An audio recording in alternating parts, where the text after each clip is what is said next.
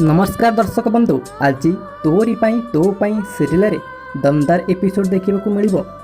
चिंकी को मुकेश किडनाप करी एक पुराणा आड़े रखि आउ सेठारे रोहित पहुँची मुकेश को कह यार याकू कहीं बांधिकी रखिच शेष यही आमको चोट मार। तापर मुकेश जवाब दे कहे यह सहित कौन करने को हेब मु ठीक भाव जानी। तापर चिंकी कह मो कथा मान याकू शेष कर दियो। आउ पर चिंकीर सांग राम को जाई कह चिंकी रोहित को सदाबले डिस्टर्ब करुला मते कहीं पाप चुँची काले चिंकीर किसी क्षति हेबन तो।